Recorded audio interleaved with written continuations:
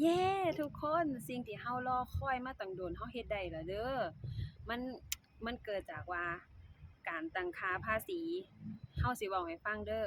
ผู้ใดตั้งค่าภาษีบ่ทันได้มาร่วมกันหม้องนี้เด้อมื้อนี้สิเว้าให้ฟังเฮาตั้งค่าภาษีมานี่เป็นเดือนบ่ทันได้อ่าเฮาตั้งค่ามาเป็นเดือนแล้วเฮ็ดจั่งใดก็เฮ็ดบ่ได้เฮ็ดในโทรศัพท์เฮ็ดจั่งใดก็เฮ็ดบ่ได้เด้อเฮาสิเว้าให้ฟัง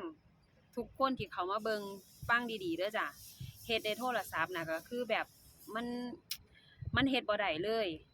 ต้องไปเฮ็ดในคอมอย่างเดียวทุกคนบ่ต้องตกใจว่าสิบ่ได้เหรียญลองไปเฮ็ดในคอมเบิ่งก่อน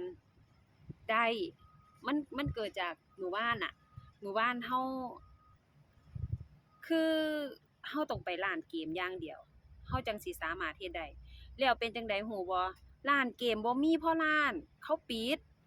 ก็คือแบบว่า คนซุมื้อนี้เขาเล่นเกมทางโทรศัพท์หมดจ้ะเขาเล่นเกมทางโทรศัพท์หมดแล้วร้านเกมก็ปิดแถวนี้บ่มีร้านเกมพอร้านคิดเบิ่งคือคือเฮารอเฮ็ดมาเป็นเดือนแล้วเฮาได้เหรียญน่ะได้เหรียญจากอีกคลิปหนึ่งที่มันแตกอะเฮาก็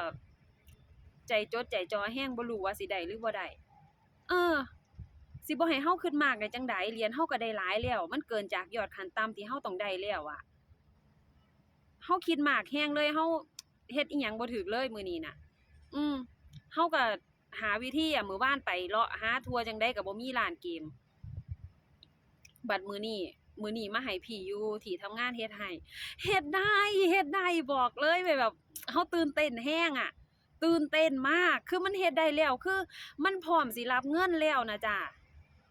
ทุกคนดีใจนำเฮาแหน่เด้อ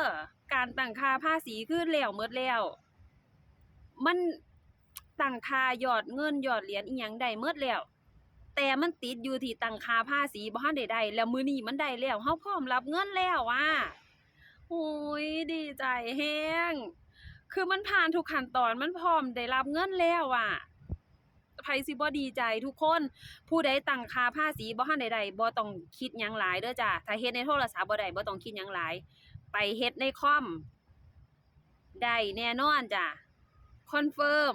อันนี้มื้อนี้แบบโอ้ยทั้งมือเย็นตื่นเต้นคือมันได้แล้วอะมันตื่นตันมันได้แล้วอะเฮารอมาเป็นเดือนไผสิบ่ตื่นเต้นเนาะแบบโคตรดีใจอะทุกสิ่งทุกอย่างที่เฮาเฮ็ดมามันติดอยู่แค่ตั้งค่าภาษีถ้าตั้งค่าภาษีบ่ได้ก็คือเวลายอดเงินเฮาได้เฮาครบแล้วเขาก็หักภาษีบ่ได้มันก็เลยสิกลายเป็นว่าเฮาก็สิบ่ได้รับเงิน เฮาต้องเฮ็ดให้มันครบทุกขั้นตอนจั่งใดได้เงินแน่นอนทุกคนมาร่วมกันหม้องนี้ตั้งค่าภาษีได้แล้วถ้าผู้ใดเฮ็ดบ่ได้ไปเฮ็ดในคอมได้แน่นอนจ้าโอเคเนาะโอ๊ยจะมื้อนี้ก็ส่ำนี้ล่ะจ้ามาพ้อกันส่ำนี้ล่ะเด้ออันนี้ก็ตอนอยู่นี่ตอนอยู่หม้องเฮ็ดงานอยู่บ่ทันได้เลิกบ๊ายบายเด้อจ้าขอให้ทุกคนเฮงๆปังๆในการเฮ็ดคลิปขอให้แตกแสนแตกล้านเด้อบ๊ายบายจ้า